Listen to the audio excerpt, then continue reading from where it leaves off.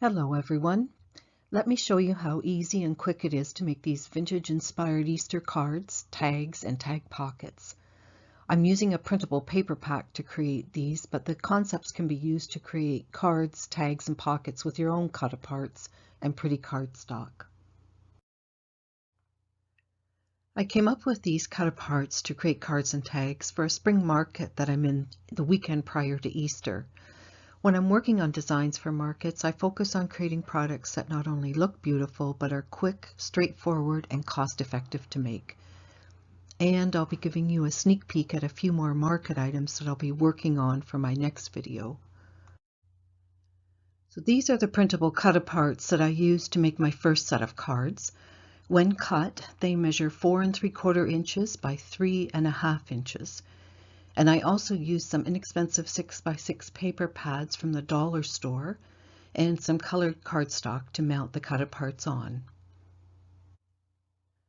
And I've also used some decorative strips that are in the set to use as card liners for these cards, and the small circles are for envelope seals.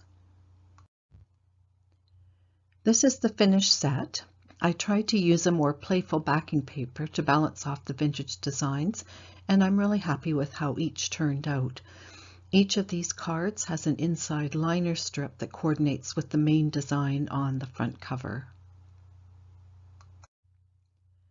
So these are the printable cut-aparts that I'm going to be using to make the second set of cards, and they also measure 4 3/4 inches by 3.5 inches when cut.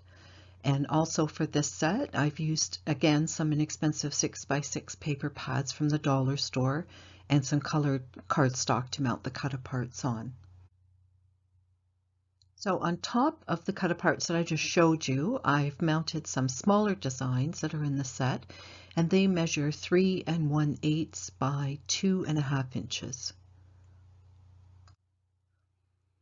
So here is the second set finished. For this set, I opted to use a strip of the dollar store paper to line the card, and I just applied it with double-sided tape. And I really like how the smaller cut-apart is framed by the coordinating background. And again, I'm really happy with how these turned out. So these are the cut-aparts that I used to make the tags and the pocket holders, and I'm going to show you how to make those in just a moment. But first, I'm quickly going to show you the steps that I used in making the cards.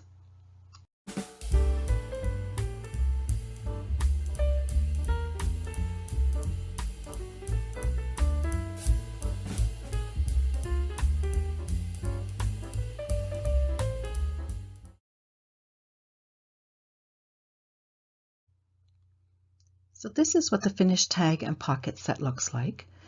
For each tag and pocket set, there's a piece that measures 9.5 inches by 3.5 inches for the pocket.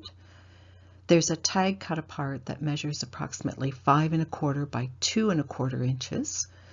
And there's a cut apart that measures 1 3/4 by 2 1/4 inches that I'll be using for the embellishment on the front of the pocket.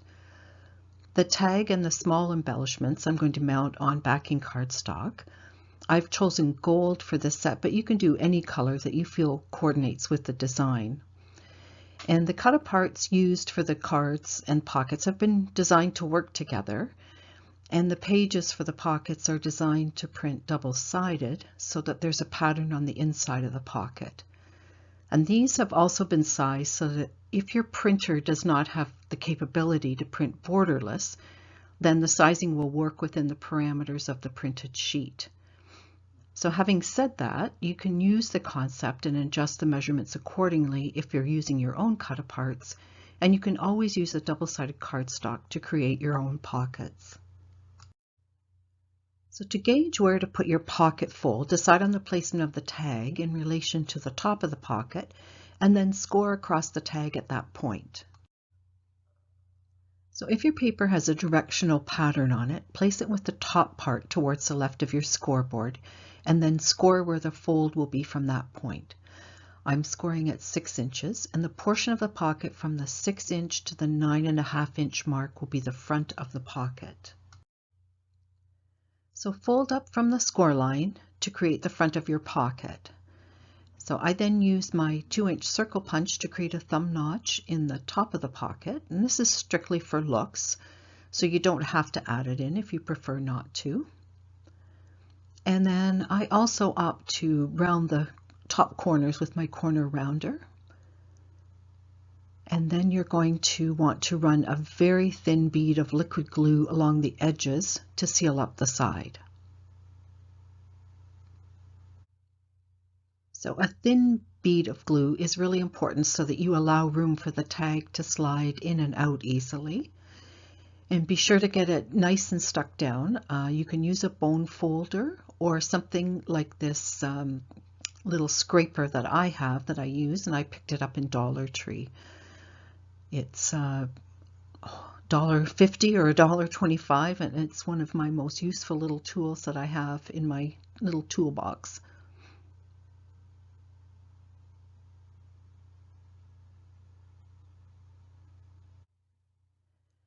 So once the tag cut apart is attached to the gold backing, I go ahead and round the corners, which again is totally optional according to your preference.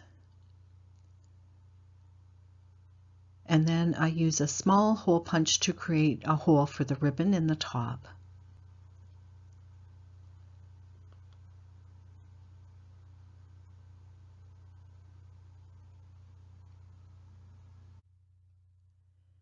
So I have quite a stash of ribbon bits and pieces, so I'm using up what I have just for each tag. If you don't have a supply of ribbon, the dollar stores are a good spot to find some. You could also add a tassel using some wool or embroidery thread, or you could add some beads, again, totally your preference. And then I angle cut the ribbon once it's tied just to give it a nice finished look.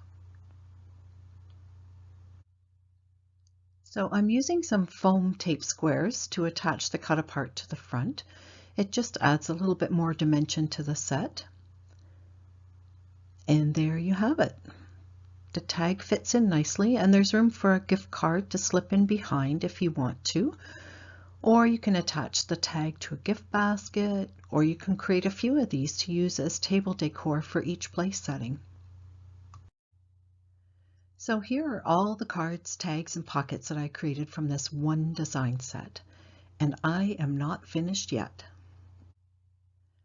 So in my next video, I'll be showing you how to make these 2 types of notepad holders, as well as some other projects that I'm working on for the spring market, one of them using up my empty tape spools.